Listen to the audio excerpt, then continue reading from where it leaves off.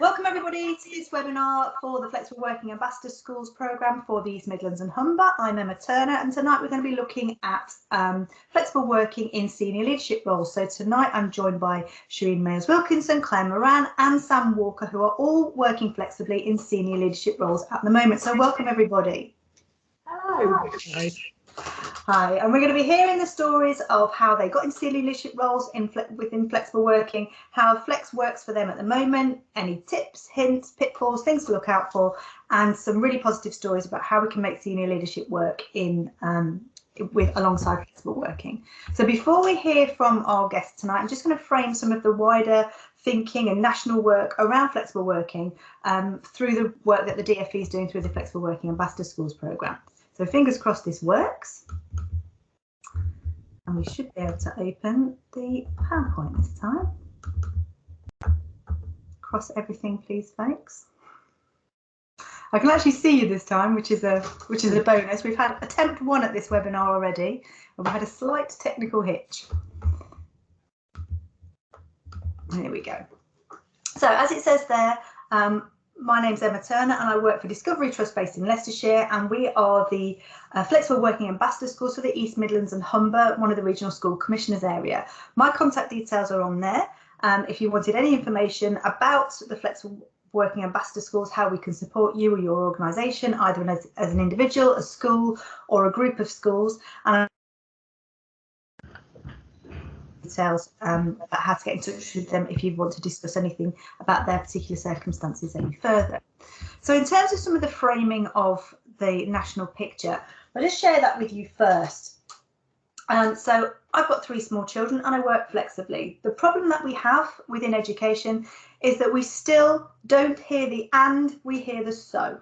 I'm a mother of 3 small children, so I work flexibly. We still in education have a perception of flexible working being for a particular demographic, at a particular life stage and for a particular reason. And if you take nothing else away from today, what I really want you to take away is the fact that flexible working is for all people in all roles at all life stages. It is not just for particular groups of people. Flex is for everybody. One of the reasons, or some of the reasons why we have to focus on flexible working at the moment, a survey by the NEU of 10,000 teachers said that 35% of those 10,000 teachers don't see themselves remaining in teaching by 2026. That creates a huge black hole in the workforce, a mass exodus. And the biggest demographic to leave teaching after retirees is women between the ages of 31 and 40. If you take out the fact that that's women, what you're looking at there is potentially hugely experienced members of staff, potentially your middle leaders, your new senior leaders. They are the people who can do an assembly at the drop of a hat, can deal with a difficult class on a wet Thursday afternoon, no problem at all. They're the people who know your communities, your schools, your systems, your processes, and how to teach and lead really well. And there was a huge exodus from the profession. Now, flexible working isn't the silver bullet to keep people in the profession, but it does provide options for other people to think and to work differently. The chart there with the numbers in, the top row is the percentage of men who work flexibly in education compared to outside in the wider world of work. So 8.6 in education compared to 13% in the wider world of work. And the bottom row is women. 24.6% of women work flexibly in education compared to 42% outside in the wider world of work. Now, we have a huge way to go in encouraging more flexibility within all roles within teaching that we offer, because we need to make teaching more attractive, because the offer is out there in the wider sector to work in different ways. A study by TimeWise that studied thousands of people in different sectors across the country said that 87% of people want to work full-time. They either do work, flexibly, they either want to work flexibly or they do already work flexibly.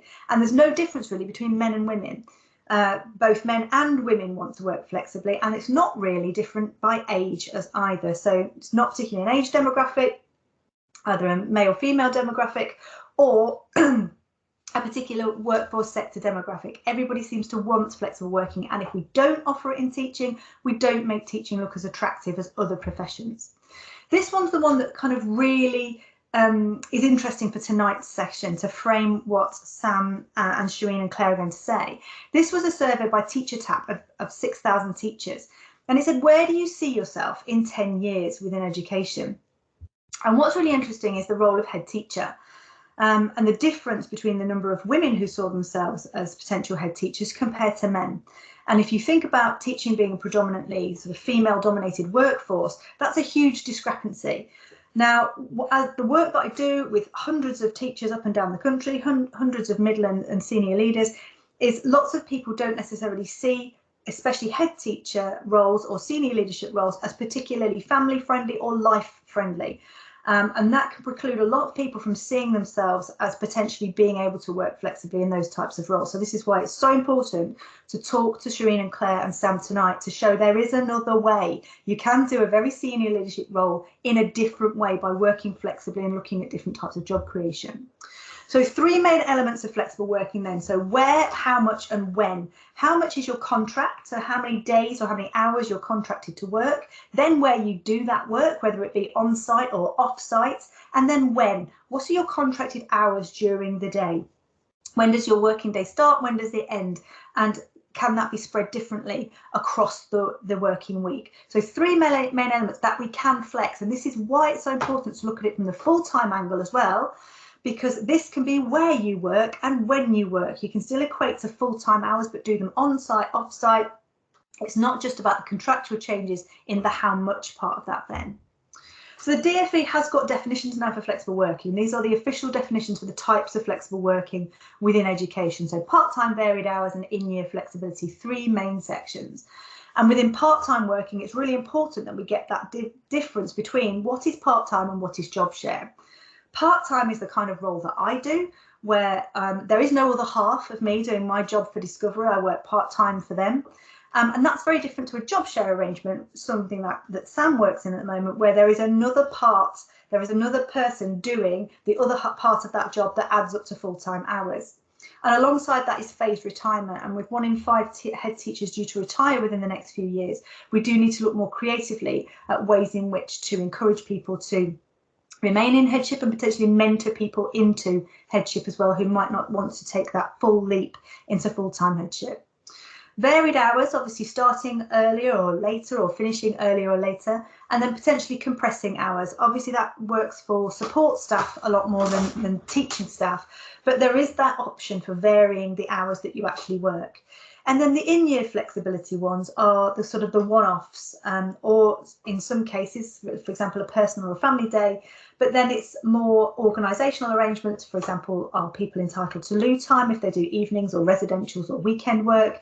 And then is there the option for home or remote working, which again is an option for full-time staff as well. So having that really clear definition and overview of flexible working is really important. And it's asking your staff as well whether they're aware of this. A lot of people don't ask for senior leadership role flexibility or even roles at any level, regardless of positions of seniority, because people aren't aware of what flexible working is. It's still coupled with that, well, it's a part-time job share in a year 3 class teacher level. So educating the workforce about what we mean about flexible working is so important.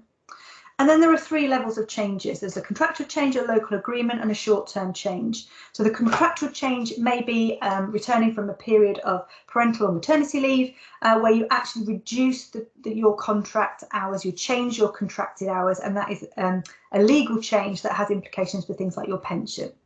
Then there's a local agreement, which is an ongoing agreement local to your school. So it may well be that you have a member of staff who on a Thursday, it's agreed that every Thursday they will come in slightly later because they have to go and see their parents' carer in the morning, or they may have a medical condition where they need to have particular treatment on a particular day, which means they start later or leave earlier. But that's an ongoing local agreement. And then there's the short-term kind of one-offs, the unplanned things, wanting to go and see a child's sort of sports day or end of term performance, or it might be attending a medical appointment with a family member, or it might be an unforeseen event or a celebration within the family, but that's again a one-off. What we need to make sure that we have in schools are systems to ask for these and systems to grant these that are fair, transparent and accessible. So are they fair in that they're applied to everybody? Are they transparent, as in they're not personality dependent? It's not just whether you are the head teacher's favourite, whether you get granted that one. And then they're accessible. People know how to ask for them, when to ask for them, and where to ask for these requests. Lots of people are scared to raise the topic of flexible working they might be perceived as lazy, or that they're not somehow good enough for somebody who could offer full time. And making this process in your school fair, transparent and accessible sends the message: we are open to keeping great people in front of our children, and we've got the processes and systems in order to be able to open the conversations to keep those people in there. We need those systems in there to make sure that there's equity and parity, that people are treated fairly, like it says there, and that it's not one rule for support staff and one rule for senior leaders and one rule for class teachers. I've seen lots of large maths, who have it written into senior leadership contracts that there is absolutely no way they're allowed to be part-time. That's completely contrary to the messaging around flexible working, and it's part of the reason we did champion senior leadership and flexible working models through events such as this. We also need to be vigilant about who's asking for these things. So if we've got lots of people asking for very short-term one-off things, is there an underlying workload issue? So do we need to be vigilant about the reasons why people are asking for flexible working? Is it actually because they want to reduce their hours, or they want to work in a slightly different way, or is there something else at play? Is there a health issue that we need to look at through occupational health, or is there potentially a workload issue with what we're actually asking of our staff in schools? And then this idea of removing personality dependence. So you may work in a school which has really pro-flex systems, or a trust that has really pro-flex systems, but it's reliant on the person at the top being pro-flex, and if they left, it could all change. So it's putting in robust systems that remove that personality dependence and really focus on developing that fair, transparent, accessible system. So I'm going to let you into a secret. I hate the term flexible working, absolutely hate it. Even though I'm a flexible working ambassador school, it's more about flexible living. So we want people to live really well. We want them to develop in their careers and be able to respond to the things that happen in their lives as they progress through teaching, whether that be maternity, parenting, caring, their own health, mental health or emotional or physical health challenges that they may have, or they want to study or have as a common, whatever it is, we need to flex to enable people to live really well. Happy workforces are productive workforces. So the national commitment then is this: we've got regional schools commissioner areas, all with their own flexible working ambassador school in it. There's been a series of national rollout DfE leadership support webinars, and the DfE is setting up materials and a toolkit to support schools in their rollout of flexible working. So that's the national commitment there. I'm just going to stop presenting there. What I'm hoping now is that to give some information and some context to the national picture, that we can have some real life stories about what's actually happening in our schools. So I'm kind of working with the DfE to say this is the ideal, and these three people are the ideal. So I'm going to ask Claire to start sharing her story first, if you wouldn't mind. So welcome, Claire. Hello. Hello. Hello. So my name's Claire Moran. It was Claire Mitchell back when I worked with your good self, Ms. Turner. I'm a part-time head within a unique SLT model now. So that includes, I'm part-time, there is a full-time head of school and then a part-time deputy at our school at the moment. It's a primary school in Leicestershire, sort of middle-sized, around, we're aiming for 420 pupils. So in this headship model, the role of head is split between myself and the head of school. So on paper, I do most of the strategic work and a little bit of the day-to-day running of the school, and their job description is the flip of that. They do most of the day-to-day running of the school because they're here all week, and they do some of the strategic role. We're looking at that at the moment and how the balance of that works, because it's something our governors have always been really proactive about, is looking at how the roles work and if it's the right thing for the school at the time. We've also used regularly work from home since the pandemic, so not least because we don't have enough office space when the three of us are in. It's been a little tighter now, the school's getting bigger. But we've also found it really useful to get things done. So where we've got detailed admin or something that you really need to focus on undisturbed when you're looking at data, or you're writing a really intensive report that's overdue, usually if it's me.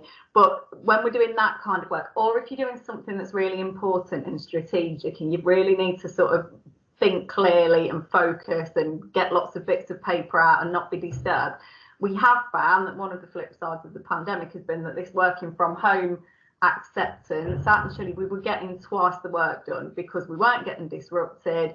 We could focus on it. The pros for us was that we could pick up on children because we're all parents, or get to appointments that we needed to make and various things, or look after parents who were isolating due to COVID. But we were getting twice the work done in the time, and also we were saving time because there was no commute. So for me, I was saving about 40 minutes a day, not having to get stuck in all the school rush, whereas another colleague was probably saving around 2 hours with how far she has to travel. So yeah, the varied hours and the where and the when, I think it was really interesting that you went through that, Emma, at the beginning, because I did initially think, oh, well, we're part-time, that's why we've been asked, but actually it's wider than that. So I've got a couple of screens to share. I hope I'm going to find the right ones now. Hang on a moment.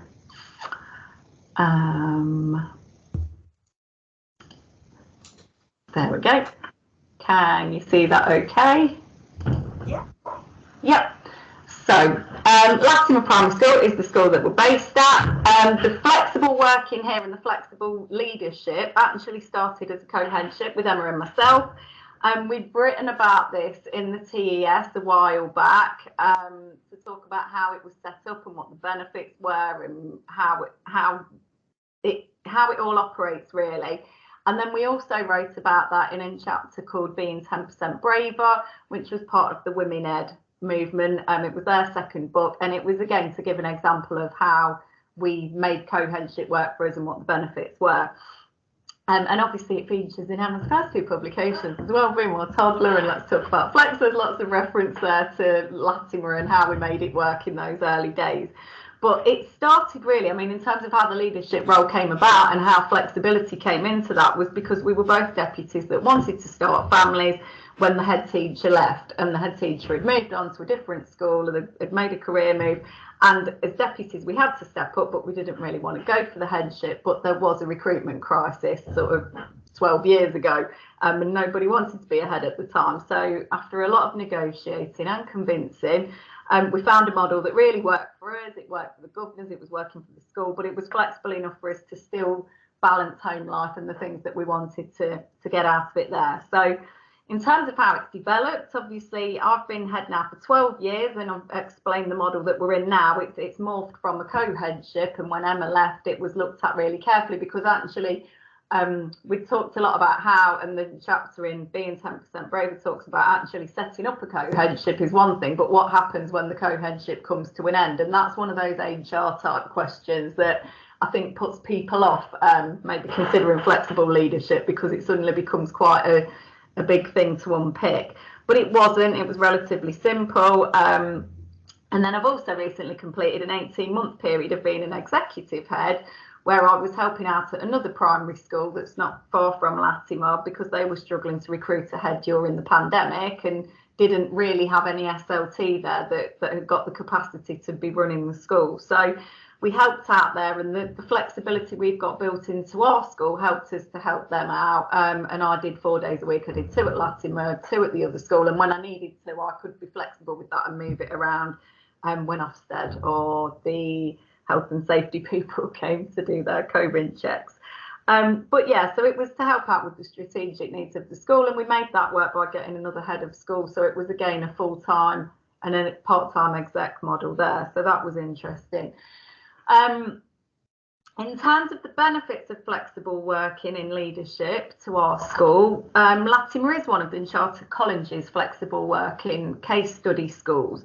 So it's all on there really. If you went to the Chartered College and Googled flexible working, it will come up, and there's lots of other schools on there as well that have got examples of how they embody flexible working, but also what the benefits are that it brings. We're great fans of flexible working at Latimer, and if you sort of look through this, you can see how we've got that. It's not just for SLT. This talks about how we give flexible working opportunities to all of our staff. But as Emma said at the beginning, it is about everybody can access it. So as SLT, we do it. We offer it to support staff, to teachers, and it's something that works really well for us at all levels at the school. The documents are simple and short. Ours is only 2 sides long, but they can help to show how flexible working can be introduced. when it has been difficult and slower to evolve in education due to the hours and the roles and responsibilities involved, but it does feel like we're moving away from this idea that it can't be flexible in teaching.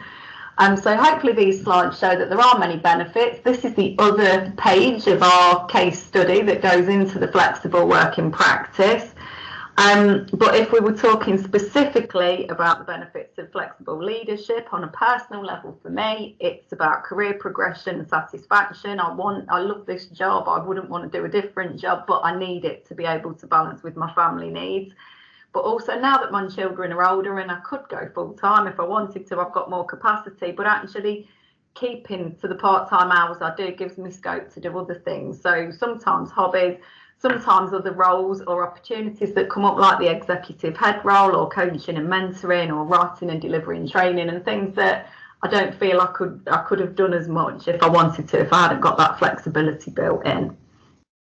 In terms of benefits from a leadership and organisation point of view, it is cost saving, and it brings with it succession planning and continuity, which is massively important for governors and for the staff, as well as the stability of the school on the whole, as Emma again was referring to at the beginning, that keeping that talent and keeping that balance and keeping the status quo is something really important, especially with what we've been through in recent years.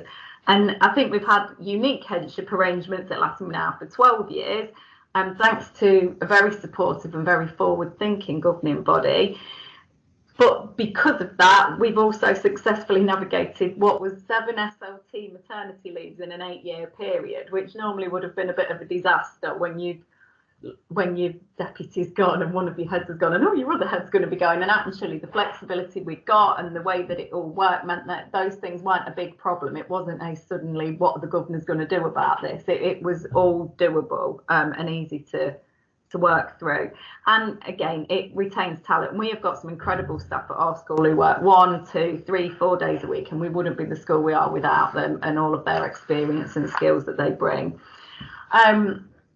So in terms of top tips for considering flexible senior leadership, I think if you're going to be job sharing or you're going to be sharing a headship in particular, the balance needs to be right. So you don't need to have the same skills and knowledge and ways of working. It's a benefit in a lot of ways to have complementary skills or slightly different things. You bring more to the role, but you do have to have those same underpinning vision, values, work ethic, and an agreement that you can be open, honest and adaptable with each other. Because if one of you starts going off on a tangent and the other one doesn't like it, obviously it doesn't help anyone when there's conflict on SLT. And it's important to also say that's not solely a job share problem.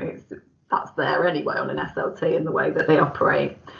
And I think my top tips for when you're working part-time are that you would need to be highly organised and prioritise your non-working time as effectively as you prioritise and organise your work schedule. I'm being a hypocrite now. I wish I was better at this, but I think you need to agree lines of communication on your days off and when you're working from home, and talking about how you sort of protect that time and how your colleagues around you also protect that time for you. And things like don't check in your emails unless it's absolutely necessary when you're not meant to be working. Even in leadership, going part-time is paid to do less hours. You're not paid less to work exactly the same. So sometimes the responsibility involved means that you do have to be flexible. You can't just say, well, I've done my 3 days this week. I wouldn't dream of saying, oh, well, Ofsted's coming on and they're my days off, so I won't be in. But you build in that flexibility into your working pattern, and actually leadership does allow for quite a degree of that. And also making a note of if I am owed time, if I do end up working 5 days one week, making a note of where I'm owed my day back, or possibly an overtime payment, and just to make sure that it is being done properly and that there's not that burnout. And then I feed that back to my chair of governors, who oversees it from an accountability point of view, but also from a head teacher wellbeing point of view, because I'm part-time for a reason. So in terms of slides, that's the end. I'm hoping I have ended that. I'm not going to end the call, am I? No. How can we encourage more people into flexible senior roles? I think the fact we're doing this is great. You can't be what you can't see. Flexible leaders need to be visible. So this and Twitter and organisations like Women Ed and the Global Equality Collective and MTPT Project and then Chartered College are all helping to get the message out, and it's wonderful, because when Emma and I first started as co-heads, it was really seen as quite weird, and it was the response we got was like, you want to do what? And like, well, how's that going to work? And they didn't know how to pay us or anything. And it's great that the DfE are on board with this, and the local area is actively promoting flexible leadership roles. And I think from being two lonely co-heads back in 2010, it's great that over the last couple of years, I've certainly seen adverts appearing for shared leadership roles, or to say that they would at least consider shared leadership roles. If they're not directly asking for one role or another, they're saying that they're open to considering two people applying for one post. So that's great. And in terms of how others can access flexible working roles and how to ask for them, I think it really is a case that Emma and I found over time, and even now, and the way that I operate now, is that if you don't ask, you don't get. The opportunity to be an executive head came about because I said to our local authority, like, if anything comes up, I'd love to help out. And it was sort of putting yourself out there and seeking out the opportunities and making opportunities sometimes, because nobody's going to go, oh, I've had this crazy idea. It's almost like you've got to see it and go, I could make this work. I could do something here with this. I also think seeking out networks that can support and challenge you and help you to better understand how it can work. And also seeking out people who are already doing it, so that you can either ask their advice or you can use them as a bit of a case study to present in an interview or to your governing body if you want to ask for flexible working. People who work flexibly tend to be really supportive of other people who work flexibly is generally what I've found. And then I think also getting the experience. So being 10% braver, in the words of Women Ed, you don't have to be 100% braver and dive straight in and go, do you know what, that's it, I'm going to work from home 3 days a week, I'm giving everything up. Actually, you can do it gradually over time, or you can test it out for a temporary period and see if that works for you. It doesn't have to be this sort of diving straight in. And I think, but considering it, and especially for all the different reasons that come up in like considering flexible working, is really important, because I think it's served us both very well over the last 12 years, hasn't it, Em? Oh, that's so lovely listening to you there, Claire. Absolutely brilliant. It's a trip down memory lane. But what's really important, the thing I want to pull out there that you've just said, is about when you have that flexibility to support the wider system as well. I think that's a hugely untapped resource for looking at senior leadership roles. About if you've got a senior leader who's working potentially part-time in one organisation, there's that capacity there to share that leadership if they want that additional work across the system. And that in itself is in such a fledgling state of development at the moment. But it works really well. I mean, where I was exec heading, I'm now mentoring the new head that they've got, because obviously in that 18 months I was there, I amassed a lot of information and did a lot of things. And so it's a really it's been a really nice, it's meant a lot of continuity for that staff and those pupils and those parents, because it's not been another new face and another new face. So yeah, I think it is really important that it builds it. There's other benefits it brings to the whole system, really. And what amazes me about Latimer is that normally when you talk about flexible working in schools, you've got like a triangle model with the most of the flexible working roles at predominantly support staff level, or levels with not particularly much seniority, and the amount of flexible working reduces as you go up in sort of levels of seniority. I love Latimer because it's more like a box. It's more like a square, and at every single level within the school there are people working flexibly. It's not this kind of pyramid or inverted pyramid that you get elsewhere. And I think you should be, and the Latimer community should be, hugely proud of what you're doing, because it's so innovative and so different compared to so many other schools, so many organisations that I see. So it's absolutely fantastic. So thank you for that. Great top tips about ring fencing your time. I can't even look at you when we talk about this, because I too am guilty of the same thing. You know I don't do it, but I ought to. But I think there's an important thing there. It's on your terms. As in, you can work flexibly and you can work hard flexibly, but if you're able to work in a way where it feels manageable, it feels doable, and you are receiving that appropriate remuneration, then that's fine. You do what works for you. And the fact that you speak to your chair of governors about your overall well-being and the functioning of the exec head and co-headship is such an important mechanism to have there, to actually say, is this working in an organisational sense, and is this working on a personal level as well? So well-being is such a personal decision anyway. But if you want to work till midnight, Claire, you work till midnight. And I can't tell you otherwise because I know that you will. But thank you so much for that. If you just hang on until Shireen and Sam have done their bit, because I have some questions for you all at the end, if that's right. But thank you so much. So, Sam, over to you. And the reason I've asked you, Sam, because you work full time, but you work in a shared role, don't you? Yes, that's right. That's right. So when you think of flexible leadership, the first thing that springs to mind is the part-time approach to leadership. But as I say, my name is Sam Walker and I'm co-head teacher at the Hall School in Glenfield. And the leadership model that we have currently is a co-headship with myself and Rosie Hanford. So if you hear me mention the name Rosie, that's who she is. She's my other half. And our contracts are half head teacher and half deputy. So we're both working full time, but with two contracts running alongside each other. I'm looking at Claire because she told us not to do that when we took advice from her initially. But we ignored it just in case we didn't like the headship side, so we could step back, and we kept the two contracts running alongside each other. We've set up our leadership team this year with the two of us as co-heads and then phase leaders at the next level, so that we can have some more specialist knowledge of the different phases around the school. So the reason, the way we came up with this model, it was kind of happened by accident. We were both deputies in the school, and our previous head teacher was sadly taken very ill. So we both had to step up to become acting co-heads. The reason we both stepped up, and not just one of us, is because of the difficult situation the school was in. We were in the middle of an international pandemic. There was no handover. The head teacher just cut off all contact with the school for understandable reasons. So we both stepped up and took on the challenge together. We found that having two of us made it far more manageable. I've just read that and thought how ridiculous that sounded. Manageable in the middle of an international pandemic. No, it's a ridiculous statement, but it did. It made it easier with both of us there. And when the job became available, we both decided to put ourselves forward together as a co-headship. Rosie's reasoning was very different to my reasoning. Rosie didn't want to take on headship on her own because she's got a young family and she didn't want that full-time headship responsibility. I don't have children.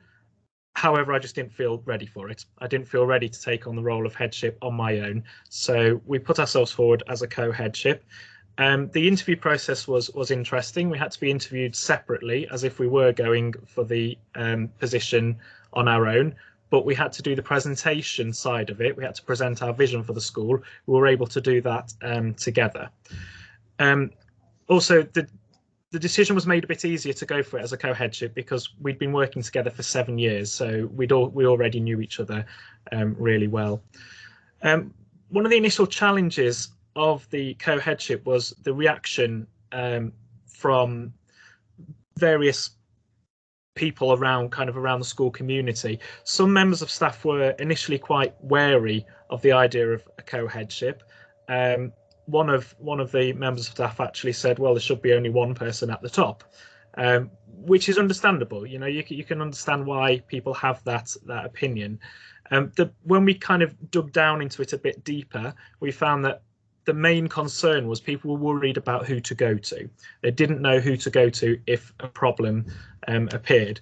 So one of the first things we had to do was set out a clear role map. What was Rosie's responsibility and what was my responsibility, and that needed to be shared in the early days. I think we probably waited a bit too long to share that. We spent about a month putting that together. So I definitely think we waited a bit too long before sharing that. But it was interesting, as soon as we shared that role map and people became clearer who they should go to, we got a lot more support about the leadership model, and people could really see how they could develop under this model. The way in which we allocated these roles, it was quite straightforward for myself and Rosie because we knew each other so well. It was clear where Rosie's strengths were, and it was clear where my strengths were. So it all kind of fitted together easily for us. One thing we did have to agree on was what we were both responsible for equally. so if it was things like Ofsted, if a complaint was raised, who would be responsible for following that up. So we've kind of got a two-tier approach to our leadership, and that's all set out in the model as well. Our governors, as Claire said, our governors were incredibly supportive right from the beginning. So when we spoke to them when the job was advertised, they were so supportive. They just said, yes, absolutely, put it in. And I think the support of the governors is absolutely crucial if anybody is thinking about going for a co-headship model. Our governors were very open-minded. They were happy to look into things themselves. The governors had to work very closely with HR right from the beginning. They had to seek advice on how the interview structure would work, and most importantly, how the contracts would look. They did have to fight a little bit once they'd made the decision they wanted the co-headship after the interview process. They had to kind of push back a little bit at HR and make it clear that this was the structure that was right for the school. But they got their own way, basically. But it was interesting, particularly because Claire and Emma had been through this process and had created a co-headship under a similar model. We still also still wasn't a smooth process. However many years later, I don't ask Claire however many years later it is, but there's still that that kind of fight there, if you like. So when we were thinking about putting the co-headship together, myself and Rosie took advice from the Heads Union and other people who had experience of co-headships, just to kind of find out what the potential pitfalls might be and what we needed to think about when we were presenting the co-headship. Following the interviews, when it was announced to the community, our parent community, they were incredibly supportive. Nobody batted an eyelid about the fact that it was a co-headship. I think only one parent mentioned it, and they were a teacher, and they said, wow, that's a fantastic idea. Nobody else really thought anything of it. And I think that's probably because in the private sector, it's quite common to have two people leading a business, for example. The children, they were also not bothered. They didn't think anything of it. And they accepted it straight away. So the benefits of the model that we have here at the Hall, myself and Rosie, we can hold each other to account. It's quite a heavy phrase, hold each other to account, but basically it means if you've got an idea, you pass it by someone else straight away before you can even share that idea more widely. So any strategic plans we have already been looked at from two different points of view. Myself and Rosie, we are very close. We do get along very well. However, we do look at things differently. And that's been a real strength, particularly in these early days when we're setting up things that we want to, strategic plans that we want to change in school. Most importantly, there's a major benefit to our well-being. As you know, it's been a really tricky couple of years, not just with the pandemic, but what we've been through with the previous head teacher. Having someone else there to work alongside you constantly it's a real comfort. It's less isolating. I've spoken to many head teachers locally, and they've said it can be quite an isolating role to be a head teacher. If there's two of you there, automatically that reduces that isolation. And of course, workload. All of the headship tasks, they're shared 50-50 between myself and Rosie. So that does it just helps a huge amount, and particularly with Rosie, with her young family, she's able to continue being a full-time parent as well as that experience of headship. Other benefits, so thinking wider, thinking less selfishly, so away from myself and Rosie, parents have found it really useful. There's more points of contact available for parents. When parents phone up, they'll always ask for either of us. They kind of speak to Mr. Walker or Mrs. Hanford. They realise that this is an equal partnership. My biggest tip there is get into the office first and find out which parent and then allocate it afterwards. But the parents alongside that have commented on how accessible the leadership team is now. One parent said, you know, having two of you there just makes it so much easier. If you've got something minor that you want to ask, both of us are at the gate. It's not a case of, oh, the head teacher's talking to someone, there's no one else for me to go to. Lots of our parents have said that the leadership team now is far more accessible. Also, and this is maybe a strange way to look at it, but having a male and a female head teacher working alongside each other, staff or parents may feel more comfortable speaking to someone of their own gender. Now, this could be for a whole host of reasons, personal reasons, cultural reasons, a whole host of different reasons for that. But with the model we have, people can speak to whoever they feel most comfortable. And that is something we have really seen over the last 2 years. And as I say, parents as well as staff, sometimes you just need someone to feel comfortable. One example is we had a parent, a father, who was always very standoffish. He wouldn't get involved in the school. He tried to keep a distance. Since I've taken on this role, he's far more willing to share his opinion and come and talk to us. And when problems arise, it's far easier to solve them because he feels he has someone he's able to speak to. And again, Rosie has experienced similar things. Also, most importantly, it's a sustainable model. I get updates weekly on the number of jobs that come up in Leicestershire. I'm not looking, it's just interesting for the gossip. But the number of headships who are coming up at the moment, it's ridiculous. So the model that we have, it makes it more sustainable. There's more heads available. People who wouldn't necessarily think about headship, which was where myself and Rosie were, with this model, we're able to think about it. So in terms of top tips, first of all, be really clear with the roles. As I say, I think we waited a little bit too long. That's debatable. We wanted to get it right. But be clear with those roles and share it with people because people will be worried. The normal model, sorry, Emma, the normal model is to have one person at the top and that's where you go. With two, people can get nervous. Secondly, try not to duplicate workloads. Tasks, workloads. Myself and Rosie did do this initially. We would go off, do something, come back. I said, right, I've done that. Rosie said, so have I. It's like, oh, seriously, what's going on here? So just be really clear as to who's doing what. Don't duplicate things and make sure you're being efficient with your working. Communicate absolutely everything. This is easy for myself and Rosie because we're both here all the time. But if you've had a conversation with a parent and you think, oh, this could go further, tell the other person immediately. If you've had a conversation with a member of staff, keep them in the loop all the time. This can be easier said than done. But as I say, myself and Rosie, we're here, we share an office. This is easy for us. It's also, I would advise making the most of document sharing platforms. I'd never really used it until myself and Rosie started working together, but things like Google Documents, if we are doing something which we must do together, so at the start of my presentation, I mentioned those jobs that we've both got to do, school development plan, self-evaluation, things like that. Put it on a document sharing platform, and then you can both edit it.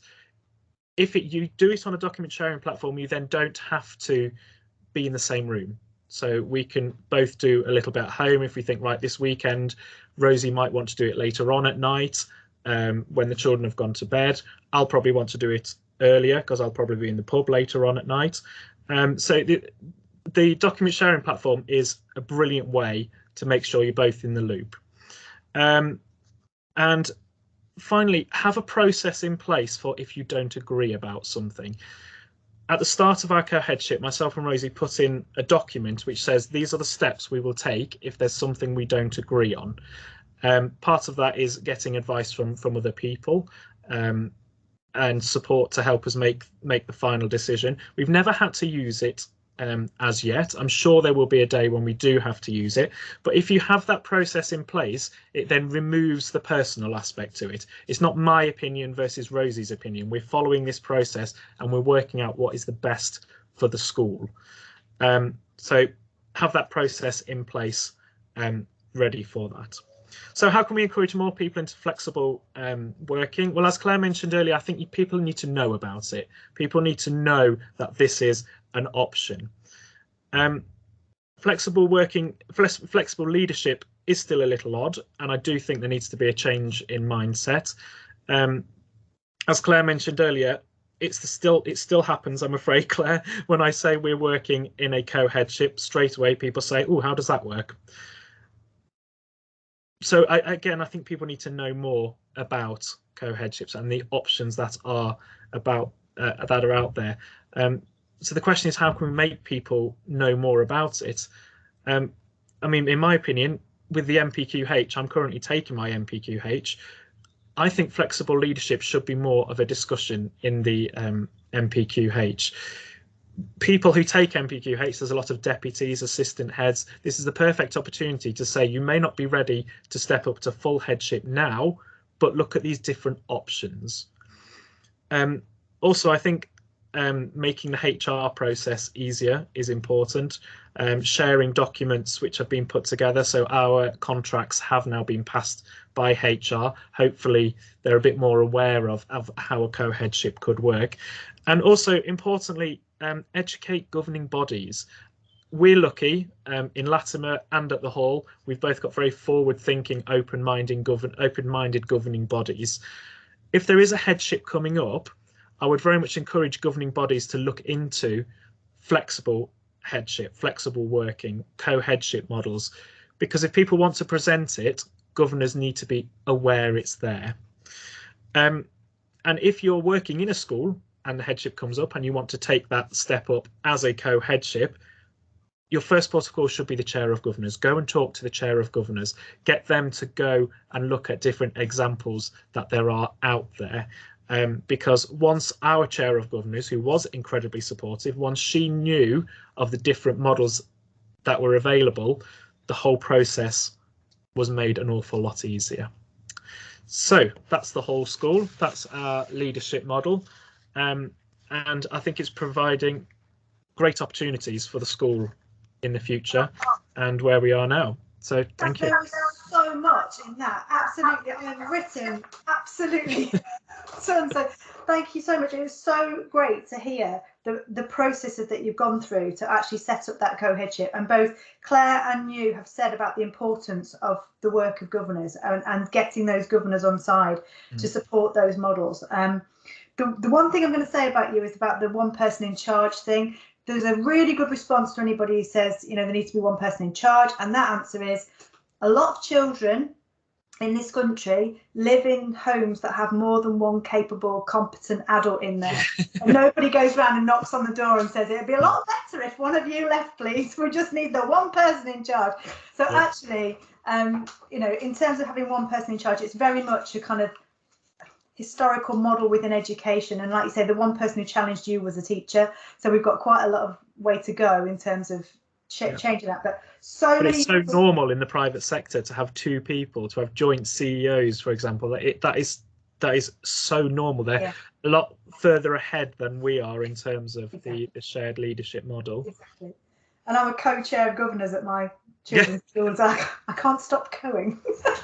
Right, so I'm going to move on to Shireen now. Are you all right to stay on for a few minutes, Shireen? I know we started slightly late. You've not got to run off and catch a train or a bus or anything like that. No, that's fine. Thank you. Oh, thank you so much. Right, I shall shut up and hand over to you, Shireen. Hello, lovely to hear all your stories, Claire and Sam. Nice to hear. I'm going to be giving a slightly different perspective. So for some of you who perhaps co-headship might not be for you, maybe a different senior leadership role that might attract some people. So I'm going to be talking about a slightly different senior leadership role. Okay, I'll just share my slides. And it's only a few slides, just to sort of keep me focused as we have our discussion. So just to give you a little bit of background, so I'm Shireen Wilkinson. I often say how long I've been in education for, because sometimes people don't believe me when I say how long, but it's 21 years that I've been in education for. I'm currently Trust Director of Teaching and Learning at Leo Academy Trust in London. Now, to give you context, I manage a small team, so I have staff who are other directors for maths, English, technology, teaching and learning. So that just gives you kind of the context. But before that, I've sort of done a range of jobs in education, and I absolutely loved my local authority job. I started off as the primary English advisor, working in lots of different schools, and then I became lead primary advisor, doing sort of whole school strategic work, did the Ofsted training, did my MPQH, and really enjoyed it. Then I worked a little bit independent for a few years, being a consultant, an English advisor, a writer, an author. And during the pandemic, just before the pandemic, I had a little boy. So I'm a mum, I have a 2-year-old, and I decided, right, what do I want to do? Do I want to carry on being consultant, or do I want to go back into school and get that feel? After the pandemic, schools have changed. So I really wanted to go back into school.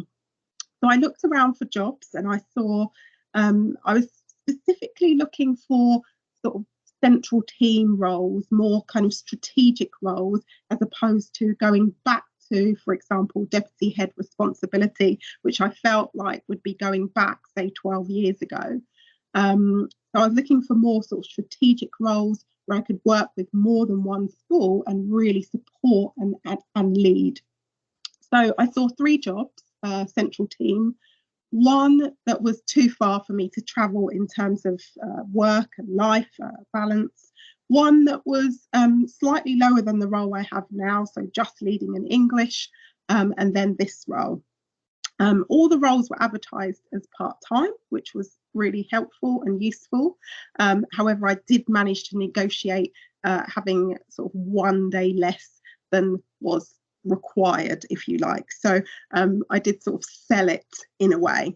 I do work 2 jobs, and people never understand that I have 2 jobs. They sort of get very confused.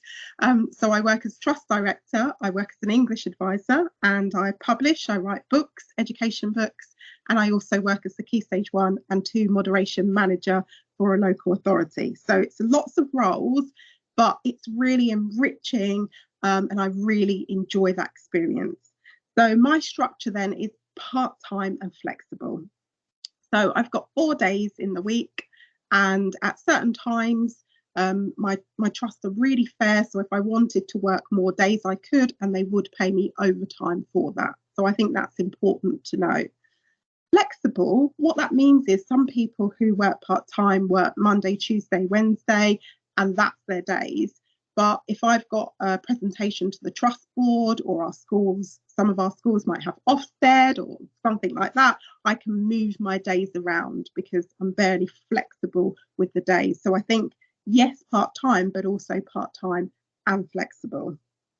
So these are just some of the benefits that I kind of used, if you like, to sort of sell, or to, you know, have a more part-time job as a director and strategic lead. So what I found is that because I work in other areas, so I work not just with the schools across the trust, but I work with schools outside of the trust, I can bring back new things, networking, etc.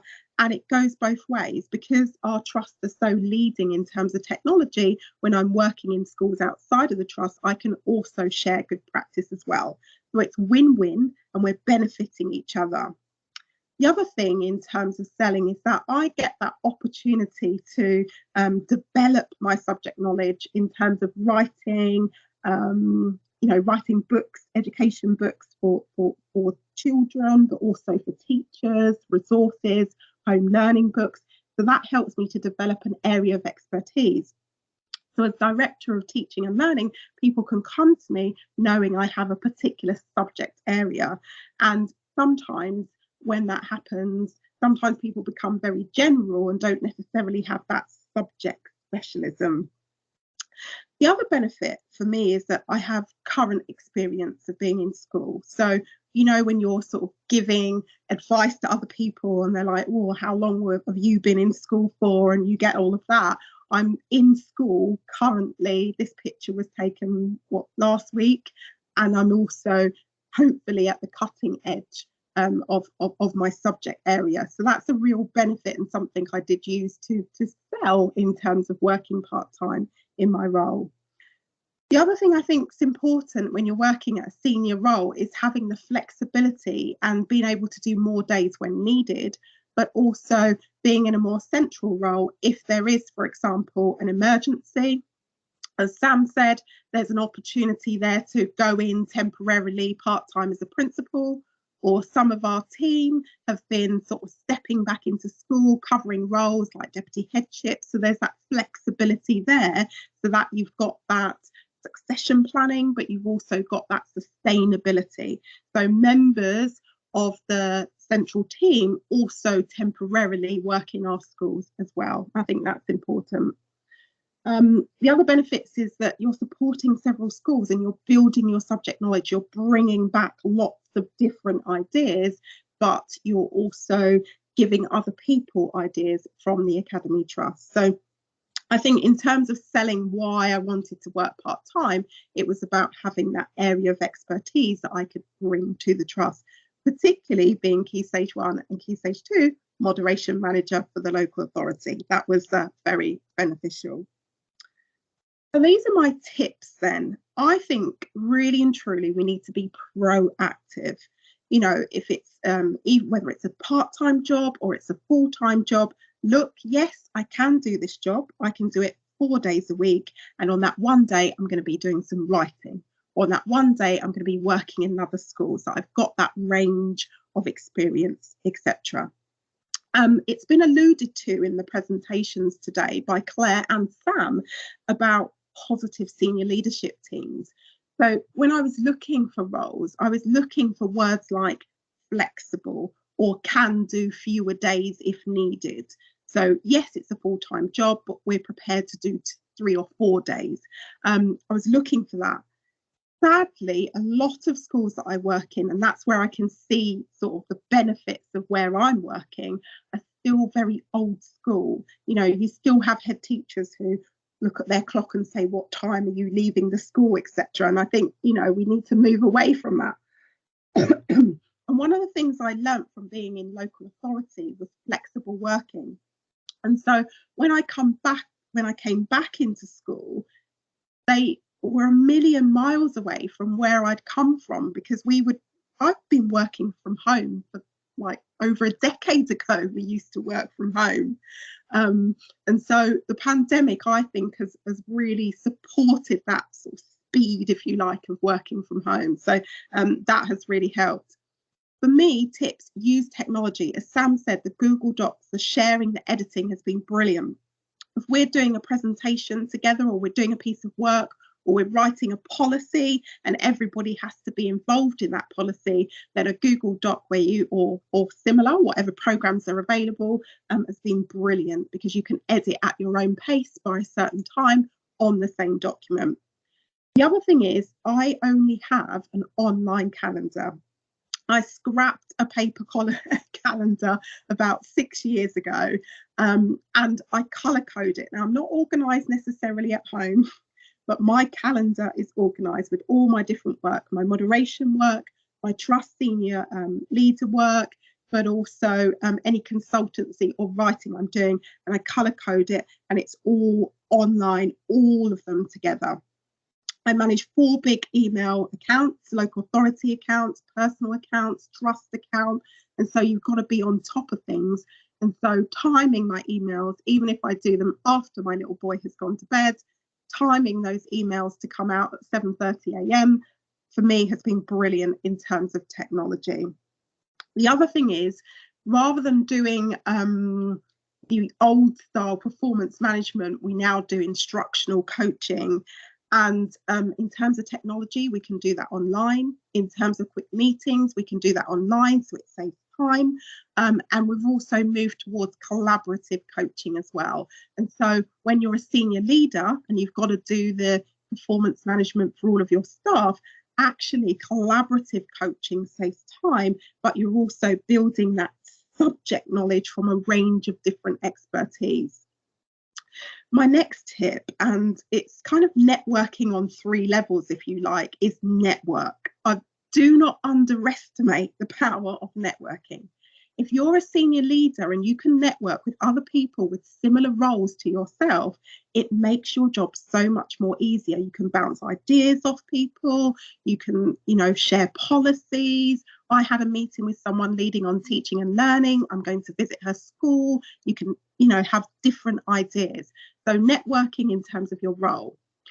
Networking also, if you're a carer or you've got young children, you need a network around you. You can't do it by yourself. Nobody can. And you need someone to rely on or someone to help you if you need to pick up your child, if you can't collect them on time.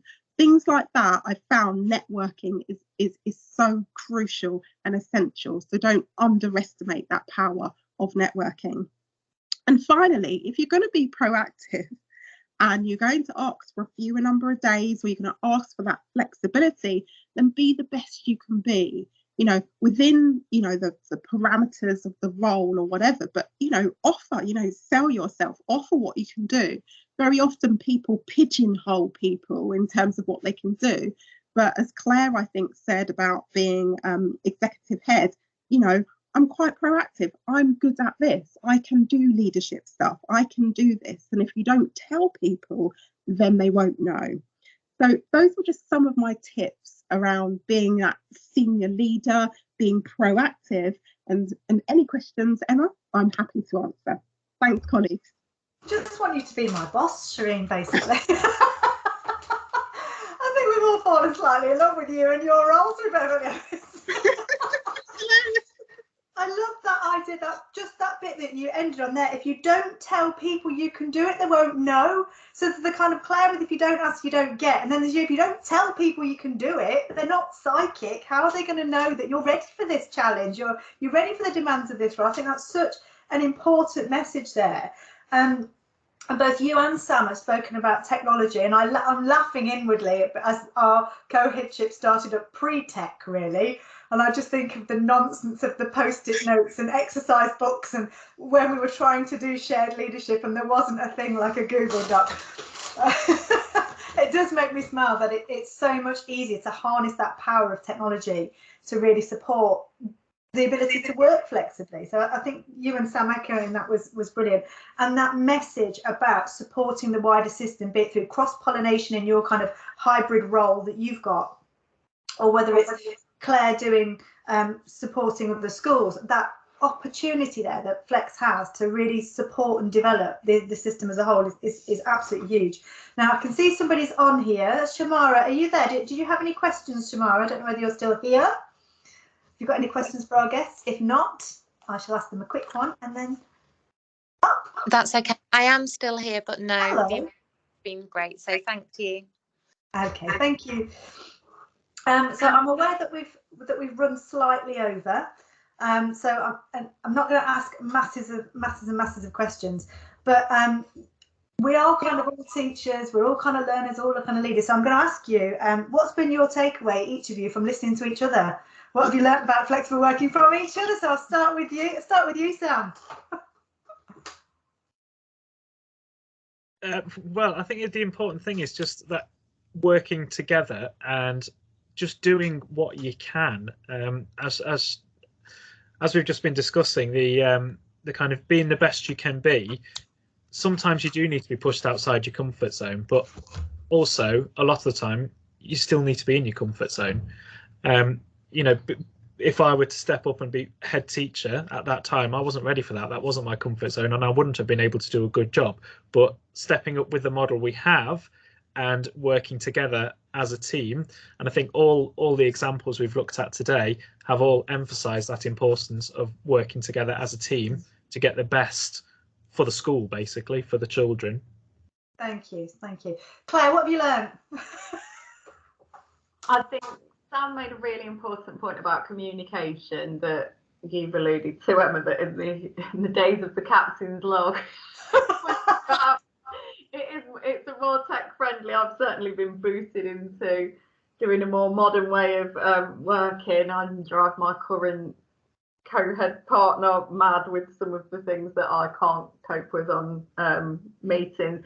But I think it is that communication is key, but also not fear in the new, and the model, like you said, the parents and the kids, that's exactly the experience we had, Sam, that the parents and the kids did not see anything wrong in it. They quite liked it. It was familiar faces. They were like, oh great, this is lovely. And I think it just went to show that it's only the people involved in education that were like, oh, I don't know about that, how's this going to work? And actually it is a model that's out there.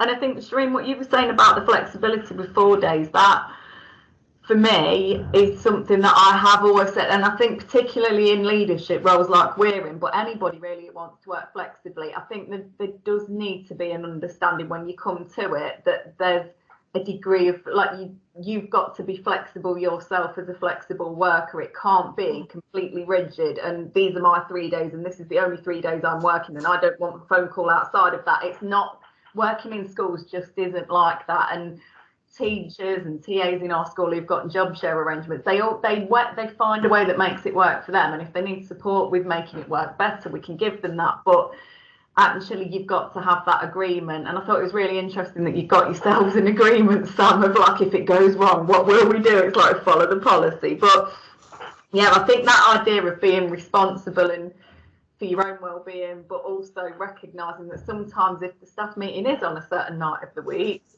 you can't have the whole thing moved to fit around you and your agenda, because there are lots of other people at work who also have well-being needs and other people who work flexibly on different days to you. So yeah, I thought it was really interesting listening to both sides of it and all the different roles and variations of it. Oh, thank you. Got a big dollop of common sense alongside flexibility, basically. Shireen, what have you reflected on from listening to Sam and Claire? Yeah, I think quite a bit actually, because I'm one of those people who, obviously I've done senior leadership roles as in deputy head responsibility, I've acted up, I've done my local authority, and I've always said I never want to be a head teacher. Don't be in that teacher tap survey, Shireen, don't be in that. I'm the teacher tap person. No. But on a positive note, I have to say, Claire and Sam, actually, from listening to you, how you've made it work, the communication, the agreement that you said, Sam, because sometimes there can be, you know, sort of tension if you've got a different vision, etc. And Claire talking about how you worked as a co-headship, I've actually sat here and thought, actually, maybe I could do this. So I think that's a good job, guys, because I've been saying no for the last decade. So you've made it seem like a positive thing that I could do. You know, I could do it 4 days a week and have one day where someone acts up, or you know, or co-headship, etc. So I just wanted to say thank you for that. My work here is done. Thank you. What a note to finish on. That talking to each other has opened up potential for future career development. So thank you so much, you three, for your time. I'm sorry we started slightly late. Really appreciate you sharing your wisdom, your experience, and your positivity around flexible working. And what lucky communities to be served by leaders like you. So thank you so much for your time. Thank you.